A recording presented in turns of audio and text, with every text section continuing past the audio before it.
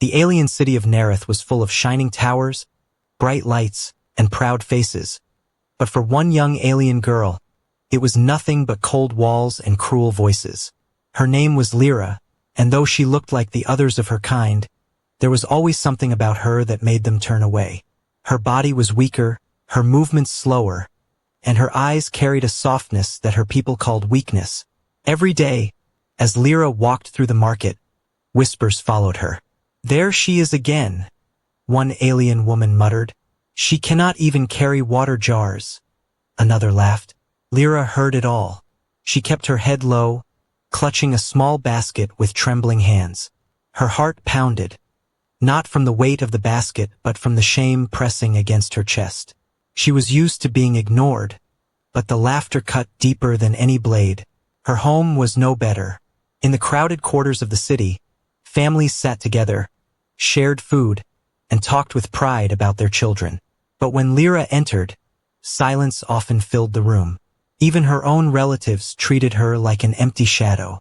To them, she was a burden, a reminder of imperfection in a society that demanded strength and perfection above all else. One evening, as the sky glowed with the purple hue of twin suns setting, Lyra tried to help at the water well. She lifted a jug, but her arms shook, and before she could take 2 steps, it slipped from her hands. The clay shattered on the ground, water spilling into the dirt. The crowd around her burst into laughter. "Pathetic!" someone shouted. "Even a child is stronger than her." Another voice echoed. Lyra's cheeks burned. Tears welled in her eyes, but she forced them back. She wanted to scream, to tell them she was not useless, that she was more than their cruel words, but no sound left her lips. Instead, she turned and ran. Her feet carried her away from the marketplace, past the glowing lights, until she reached the empty edge of the city where the shadows grew longer and silence finally wrapped around her.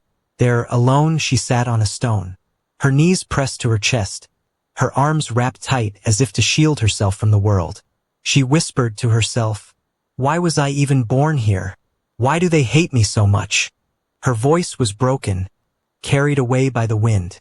The stars began to appear above, one by one, bright in the black sky. She looked at them with longing. Somewhere out there, she thought, maybe there was a place where she was not hated. Maybe there was someone who would see her not as weak, but as worthy. But those were only dreams, and dreams did not change the way her people treated her. The next day was no different. As she walked through the market, a group of young aliens blocked her path. One of them smirked and shoved her shoulder, making her stumble. "Move, useless one," he sneered. The others laughed as she fell to the ground, her basket spilling its small contents of dried roots. She scrambled to pick them up, her hands shaking. The crowd didn't help. They only watched, some with cold indifference, others with cruel smiles, and then it happened. Through the crowd, a tall figure appeared, different, unfamiliar. The being's skin was not blue or scaled like the others, but pale and soft. His clothes were strange, simple compared to the fine robes of the aliens. His eyes, though, were sharp and filled with something none of them had shown her before. Concern. It was a human, one of the few who had traveled into Tarn'eth's trade district. Most aliens treated humans as primitive or odd, barely worth attention. But this human did not ignore the scene. He pushed past the laughing crowd and bent down beside Lyra, his voice calm yet firm. "Are you hurt?" Lyra froze. No one had ever asked her that before. Not once in her life. The crowd snickered. "Why do you care for her?" One alien mocked. "She is worthless." Another added, but the human ignored them. He gently helped Lyra pick up her scattered roots, his hands steady, his movements slow so she would not feel rushed. Lyra looked up at him, her wide eyes filled with confusion. She expected him to laugh at her too, or to drop the roots and walk away. Instead, he offered her the basket back and smiled just a little. "You don't deserve their cruelty," he said softly. For the first time in her life, Lyra felt something strange. Not pity, not mockery, something warmer, something she had never known before. kindness. The crowd began to whisper again. This time not about her, but about the human who dared to defend her. Some looked angry, others amused. But the human stood tall, placing himself slightly between her and them as if protecting her from their eyes. Lyra's heart raced. She didn't even know his name. Yet in that single moment, something inside her changed. For the first time, she wondered if maybe, just maybe, she was not alone in this universe. The crowd around the market grew restless. Aliens whispered and pointed, their voices sharp like knives. They could not believe what they were seeing. A human, a stranger from another world, bending down to help the weakest among them. To them, it was laughable, almost insulting. But to Lyra, it was like a piece of sunlight breaking into her long night. The human stood beside her, calm and steady. His name was Daniel, though she did not know it yet. His eyes moved across the crowd, meeting the stares without fear. He said nothing to them. Instead, he offered his hand to Lyra. "Come on," he said gently. "You don't have to stay here." Lyra stared at his hand. Her people had never reached out to her like that. Hands had only ever pushed her, shoved her, or taken things from her. To see one offered in kindness, it was strange, almost frightening. For a moment, she hesitated. What if it was a trick? What if he was just mocking her in a new way? But the warmth in his eyes was different. There was no cruelty hiding there. Slowly, with trembling fingers, she placed her hand in his. His grip was firm, steady, and protective. The crowd murmured in disapproval. Some laughed, others sneered, but Daniel ignored them completely. As he helped her stand, one alien from the group that had mocked her stepped forward. His voice was loud and cruel. "Why waste your strength on her, human? She is nothing but shame to us. Leave her." Daniel's jaw tightened. He turned his head slightly, his voice low but strong. "Then maybe you should be ashamed, not her." The crowd went silent for a second, stunned by the human's boldness. No one had ever spoken to them like that, certainly not in defense of Lyra. She stood frozen, her heart thundering in her chest. No one had ever chosen her side before, not once in her entire life.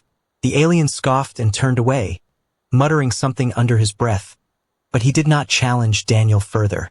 The others backed off too, though their eyes still burned with anger and disbelief. Daniel led Lyra away from the market, guiding her gently through the streets until the voices faded behind them. They stopped at the edge of the district, where the noise of the market was only a faint echo. Lyra pulled her hand back, nervous and unsure. She kept her eyes low, her voice almost a whisper. Why did you do that? Why help me?" Daniel looked at her for a moment. His voice was calm, almost matter-of-fact. "Because you needed help. That's reason enough." His words struck her like lightning. To him, it was simple. To her, it was impossible. No one in her life had ever thought she was worth helping. She felt her chest tighten, a mix of fear, confusion, and something else she couldn't name. "You don't even know me," she said quietly, her eyes shining with unshed tears. Daniel gave a small smile. "I don't need to. I know what cruelty looks like. And I know what care should look like." For a long moment, silence hung between them. Lyra wanted to believe him, but the voice of her people still echoed in her mind. Worthless, weak, shame. Those words had chained her for so long that she didn't know if she could break free. Daniel noticed her hesitation. He crouched slightly so his eyes were level with hers. "Listen," he said, his tone gentle but firm. "You're not what they say you are. I saw strength in you, standing there and enduring all of that. Most people would have broken long ago. You didn't." Her throat tightened. No one had ever called her strong before. Still, she shook her head. "You don't understand. My people, they don't want me. Even my family. I don't belong anywhere." Daniel's expression softened. His eyes carried a weight, a history of his own. "Then maybe you belong with those who can see your worth. And if they can't see it, that's their blindness, not yours." The words wrapped around her heart, fragile but powerful. She didn't know how to answer. Before she could speak, a sudden sound echoed from behind. a group of aliens approaching. Their heavy steps and sharp voices filled the street. Daniel instinctively stepped in front of Lyra, his body tense. Ready. The group of aliens stopped a few feet away, glaring at the human. One of them, clearly a leader, sneered, "You should not interfere in our ways, off-worlder. She is nothing to us. Let her rot in her weakness." Daniel's eyes narrowed. His voice dropped, steady as steel. "Then you should be glad someone else is willing to give her a chance," the leader hissed, baring sharp teeth. The tension in the air grew heavy, like a storm about to break. Lyra's heart pounded. If they attacked, Daniel would be outnumbered. She had seen these same aliens hurt others before. Her chest tightened with fear, not for herself, but for him. But Daniel did not back down. He stood tall, his stance unshaken. The aliens stared at him for a long moment, waiting, testing. Then, with a final snarl, the leader spat on the ground and motioned for his group to leave. They walked away, muttering, their eyes still filled with hatred.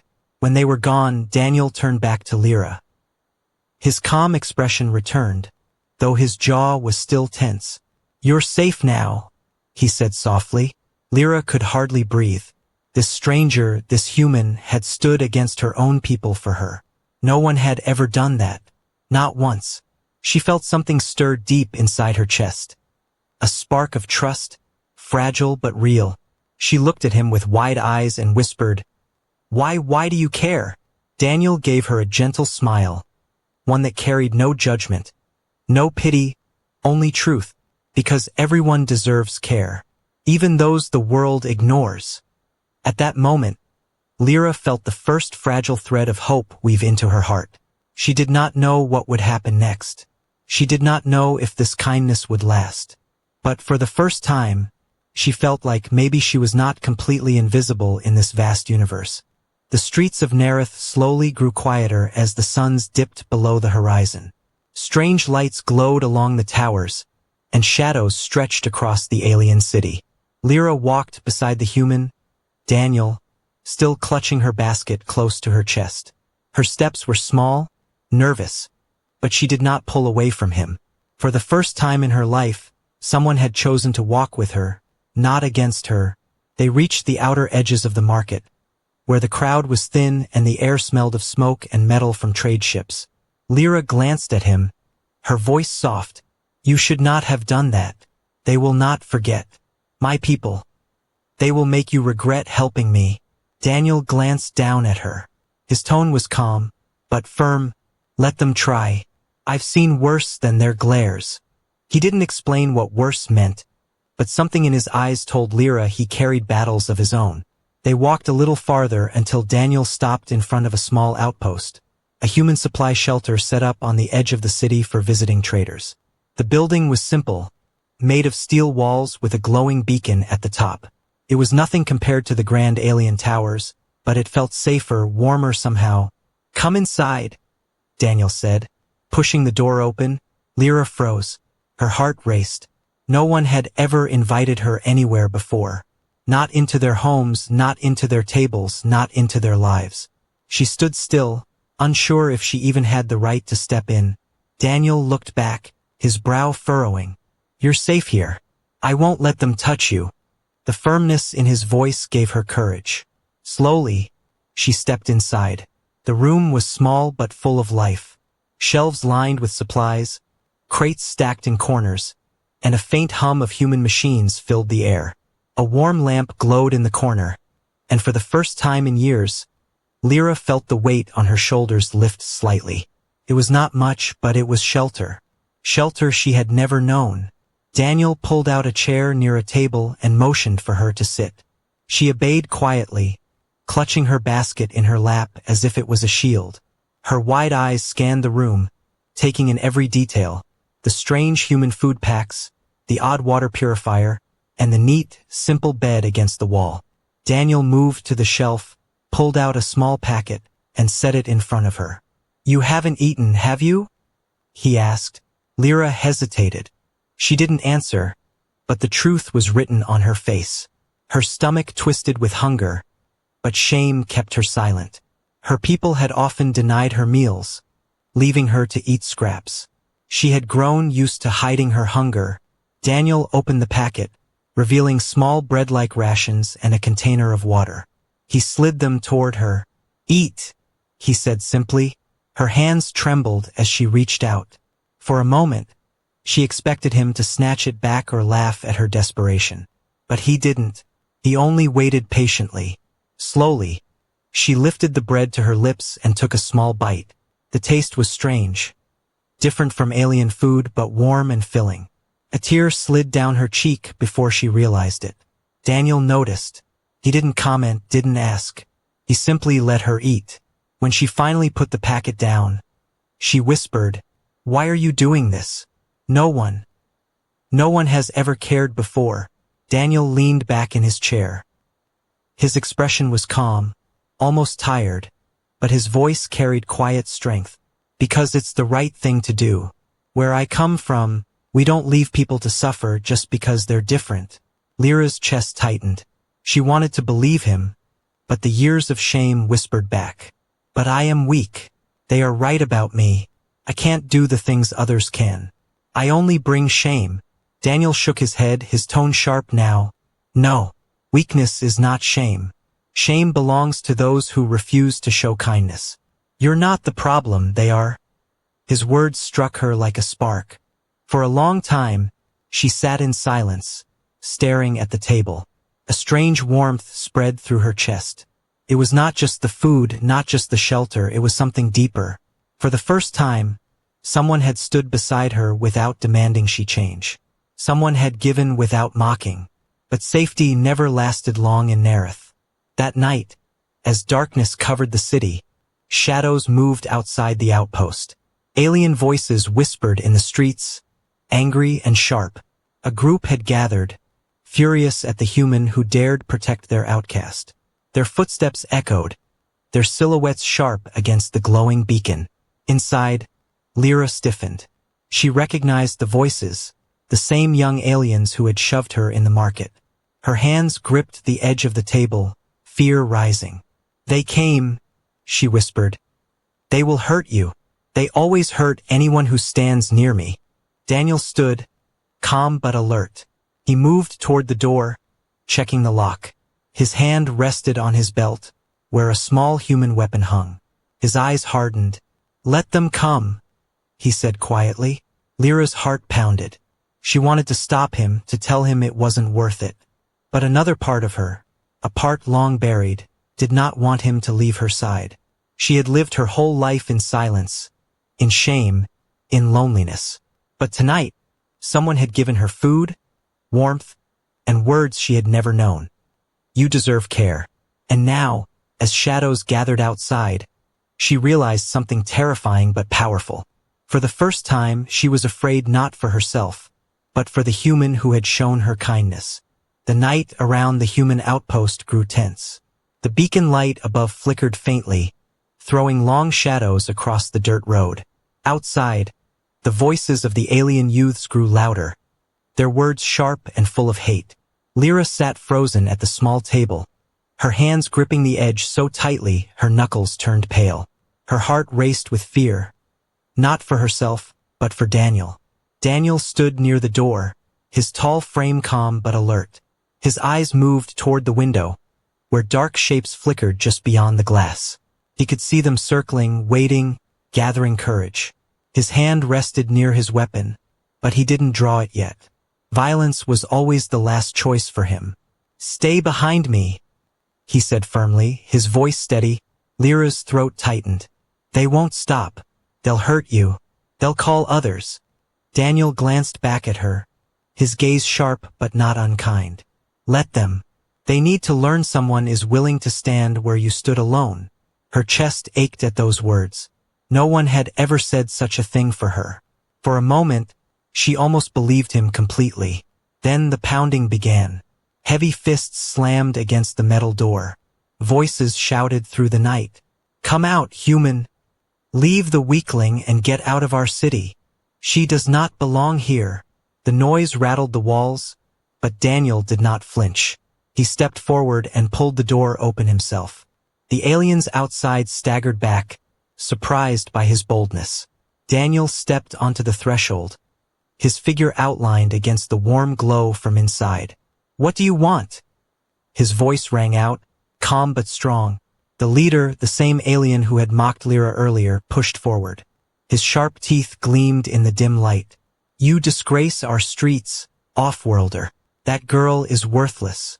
She brings shame on us all. If you protect her, then you share her shame." The crowd behind him murmured, their eyes burning with cruel amusement. They expected the human to back down, maybe to push Lyra away and save himself. But Daniel did not move. His voice was low, steady, carrying a weight that silenced even some of their laughter. "She is not worthless. You are," he said, his eyes locked on the leader. "Strength without mercy is weakness. Power without care is cowardice. She has endured more than any of you. That makes her stronger than all of you combined." A hush fell over the group. Lyra, standing just inside the doorway, felt her chest tighten with emotion. No one had ever spoken for her like this. Her eyes filled with tears she could no longer hold back. The leader snarled, stepping closer. "You think your words matter here? You think you can change our ways? You are just a human. You don't belong." Daniel's jaw tightened, but he didn't step back. "Maybe I don't belong," he admitted, "but I know cruelty when I see it, and I know that kindness is worth more than your pride. If protecting her makes me an outsider, then I'll stand outside gladly." The alien hissed, raising a clawed hand as if to strike. The crowd leaned forward, eager for violence. Lyra gasped, her fear overwhelming. She wanted to run, to hide, to stop him, but her feet refused to move. Daniel didn't flinch. He stood tall, his eyes unwavering. At the last second, his hand darted to his belt, pulling free a small human device. It wasn't a weapon meant to kill. It was a shock baton, short and humming with energy. He raised it just enough for the aliens to see the sparks dance at its edge. The leader froze, his sneer faltering. He had expected fear, not defiance. Daniel's voice cut through the night, sharp as steel. "Touch her, and you'll find I am not as weak as you think." The crowd wavered. Some shuffled back, murmuring in uncertainty. The leader's eyes narrowed, fury flashing, but he knew the risk. The human would not be an easy target. After a tense silence, he spat on the ground. "This isn't over," he growled, signaling his group to leave. "She will never belong. And you, human, you will regret this." One by one, the aliens melted back into the shadows, their angry voices fading with their steps. The road grew quiet again, leaving only the faint hum of the beacon above.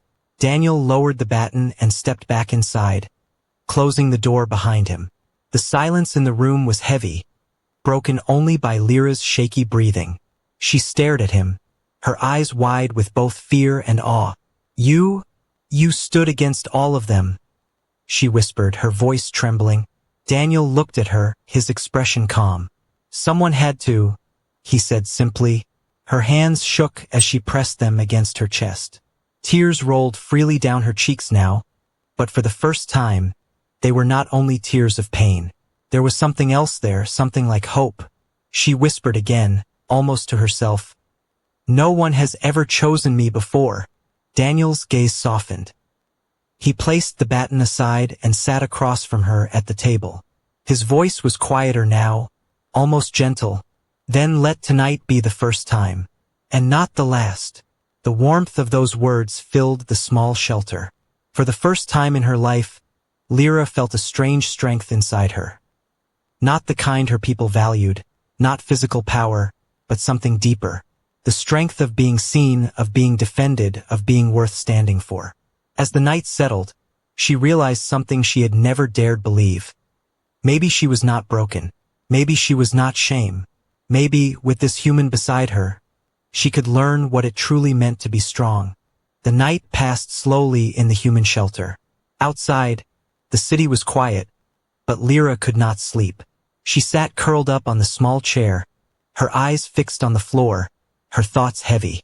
Every echo of the earlier shouting still rang in her mind.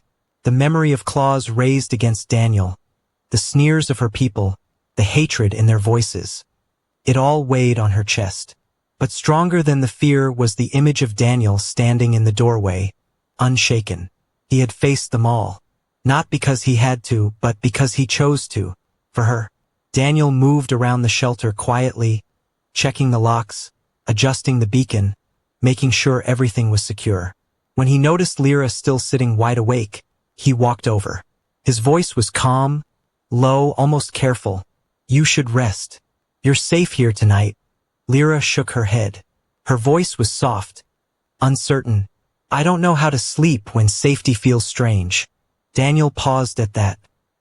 His eyes softened, but he did not press her further. Instead, he reached into a kit and pulled out a small scanner device. Its light glowed faint blue as he knelt in front of her. "Then let me at least check something," he said.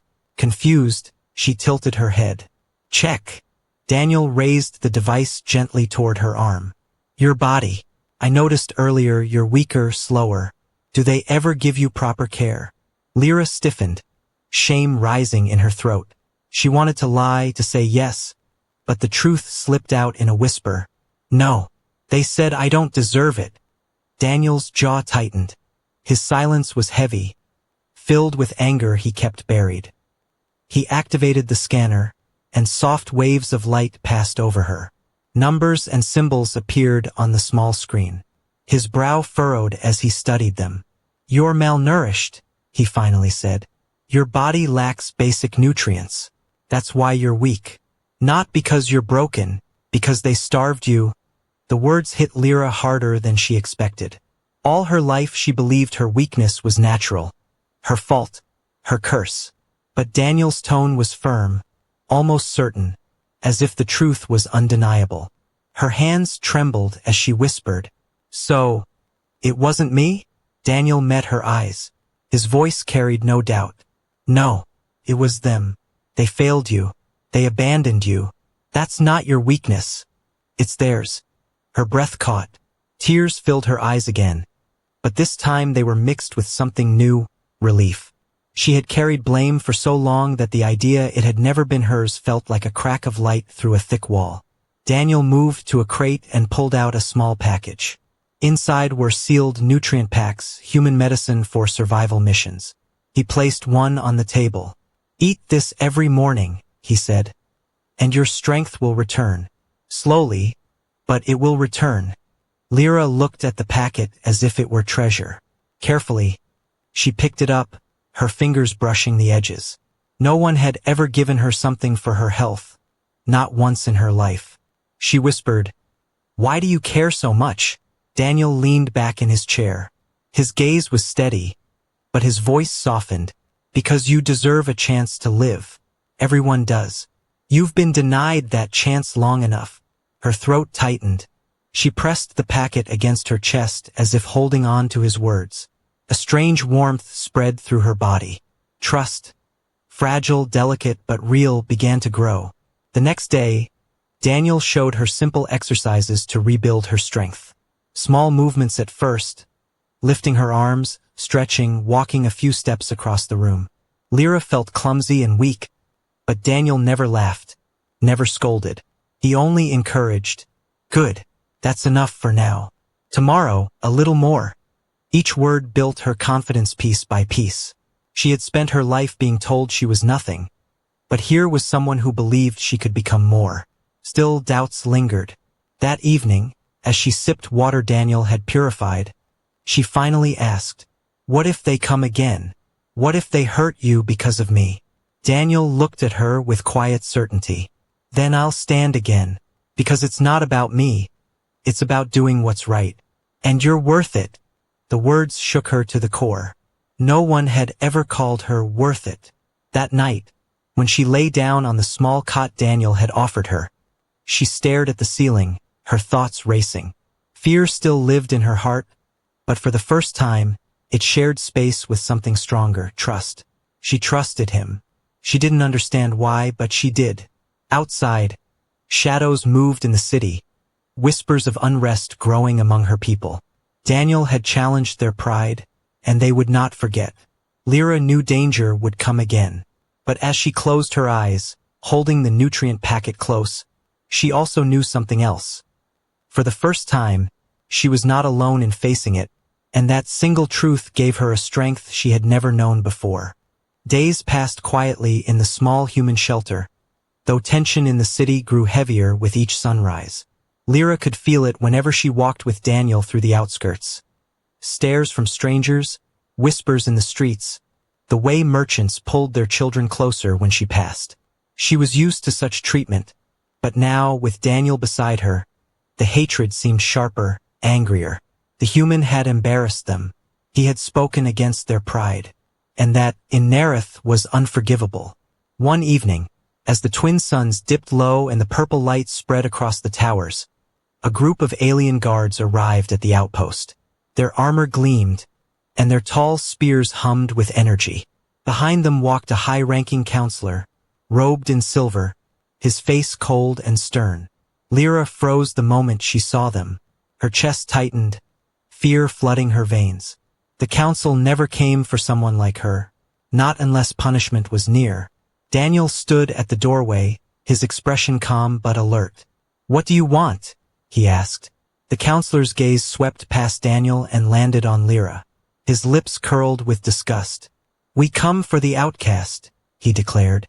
"She has broken no law, but her shame brings dishonor to us all. And you, human, you dare defy our ways. You are to leave our city at once.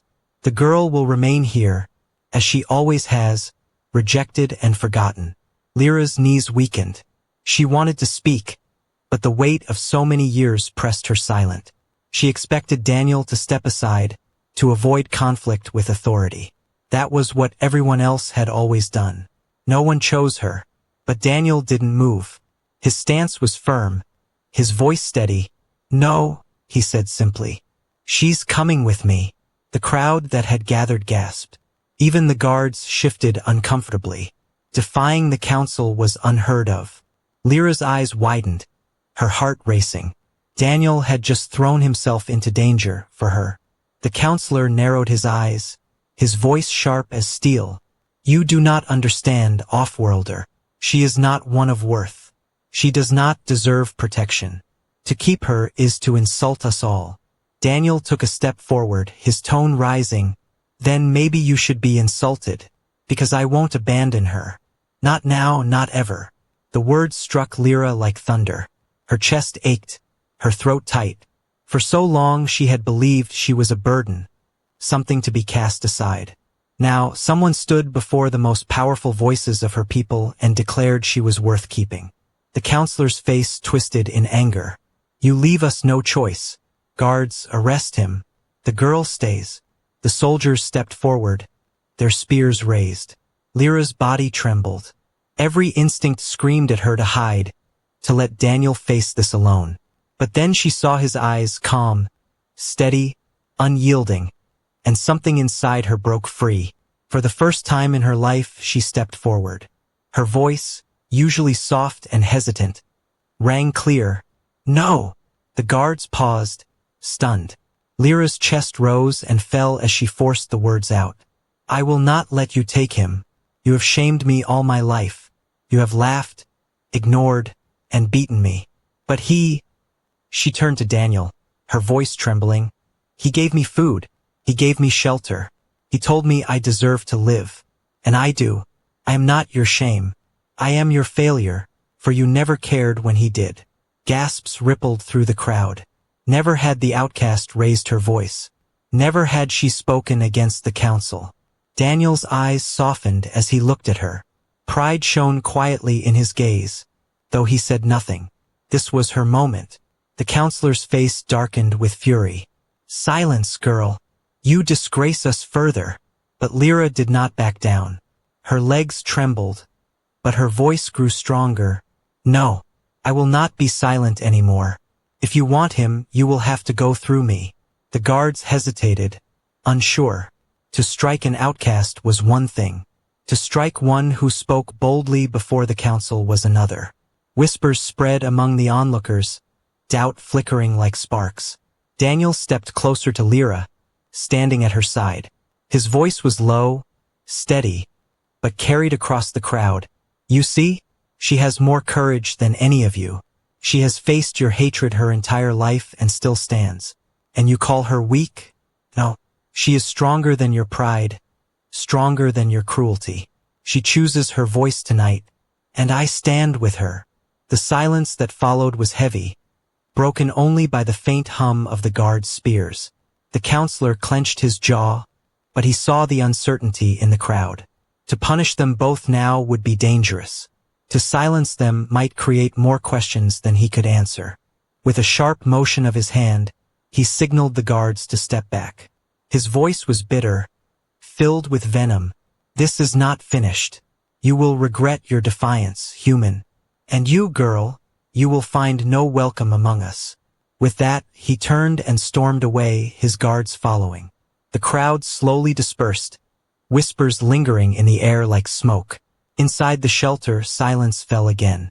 Lyra collapsed into a chair, her legs shaking, her breath uneven. Daniel placed a steady hand on her shoulder. You did it, he said softly. You chose to stand. Her eyes filled with tears, but this time, they were not of shame. They were of pride. For the first time, she had not hidden, had not bowed. She had spoken, and the world had listened. I was so afraid, she whispered. But when I saw you face them, I thought maybe I could too. Daniel gave her a small smile. And you did. That was your strength, not mine. In that moment, Lyra realized something she had never dared to believe. Her voice mattered. And with Daniel beside her, she would never be silent again. The night after the council's visit was heavier than any before. The streets of Tarn'eth were quiet, but it was not peace. It was the silence of watchful eyes, of whispered rumors, of anger boiling beneath the surface. Inside the small human shelter, Lyra sat at the edge of the cot, her hands clasped tightly together. Her chest still throbbed with the memory of standing before the council, of hearing her own voice ring out in defiance. She had never imagined such words could leave her lips, but now doubt crept back in. What if they return? What if they punish you because of me? She whispered, her voice trembling. Daniel leaned against the wall across from her, arms folded, calm as ever. Then they return, and I'll be ready. But listen to me, Lyra. What you did today was more powerful than any weapon. You stood, you spoke, and they listened. That's something they cannot erase. Her eyes lifted to him, uncertain but hopeful. Do you really think it matters? Daniel's gaze was steady. I know it does. You've lived under their shadow all your life. Tonight, you showed them a light they can't ignore. The words sank into her heart like seeds in dry soil. For the first time, she wondered if her existence wasn't meant to be silent suffering. Maybe she had a role to play. The next day, whispers spread through the city faster than flame through dry grass. The story of the outcast who spoke against the council reached every corner. Some mocked her even more, calling her a fool, a disgrace. But others, quiet voices, hidden in the crowds, began to wonder. If she could stand, why couldn't they? By evening, another crowd had gathered near the shelter. Daniel tensed at first, expecting more violence. But this time it was different. In the front stood a mother holding a thin, sickly child. Her eyes, tired but desperate, met Lyra's. They told me he was weak, the mother whispered, her voice breaking. They told me to leave him behind. But you stood up. You said weakness is not shame. Tell me, outcast, can it be true? Lyra froze. Her throat tightened, her heart pounding. She had no training, no power, no authority. She was no healer, no leader. She was just the girl everyone mocked.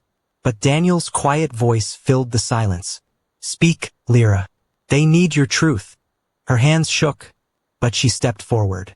She looked at the child, thin, his skin pale, his body trembling just like hers used to. Slowly, she knelt beside him. Her voice was soft, but clear. You are not shame. You are not a burden. You are alive, and that means you deserve care. Just like me. The mother's eyes filled with tears. The child looked at her with wide, hopeful eyes. Around them, the crowd murmured. Some sneered, but others fell silent. their expressions shifting. For the first time, someone had dared say what they all feared, that their pride was cruelty, that their strength was empty without compassion. Daniel stepped up beside Lyra, placing a steady hand on her shoulder. His voice carried across the gathering. This is what you refuse to see. Kindness is strength. Mercy is strength. And if you call that weakness, then weakness will outlast you. The crowd shifted uneasily. The council's authority was strong, but whispers of change had begun. And it had started with the outcast they had all ignored. That night, when the crowd dispersed, Lyra sat quietly at the table, her heart full of emotions she couldn't name. She looked at Daniel, tears brimming in her eyes. Why me? Why did you choose me? Daniel leaned forward, his eyes warm but steady. Because you deserved it. Because no one else would. And because sometimes it takes just one voice, one spark, to light a fire. Her lips trembled, but then a smile formed, small, uncertain, but real. For the first time in her life, she felt more than hope. She felt purpose. Days turned into weeks. Lyra's body grew stronger with Daniel's help. The nutrient packs restored her health, and her voice grew bolder with each passing day. More and more people came quietly to her. Those who had been silenced by shame, those cast aside for weakness. She spoke to them as Daniel had spoken to her, offering words that were simple but powerful. You deserve care. You are not shame. The council still glared from their towers, still whispered threats, but they did not act. For they knew now that striking her down would only prove her words true. One evening, as the stars burned bright above, Lyra stood outside the shelter beside Daniel. She looked at the city that had once felt like a prison. Now it looked different, still cruel, still flawed, but not unbeatable. She turned to Daniel, her voice steady. You gave me shelter. You gave me care. But more than that, you gave me back myself. I don't know what the future holds, but I want to keep standing. Not just for me, for all of them. Daniel gave a small smile, the kind that carried both pride and quiet certainty. Then stand. And I'll stand with you. The stars reflected in her eyes as she lifted her chin. For the first time in her life, she did not feel like an outcast. She felt like a beginning. Not shame, not weakness, but hope.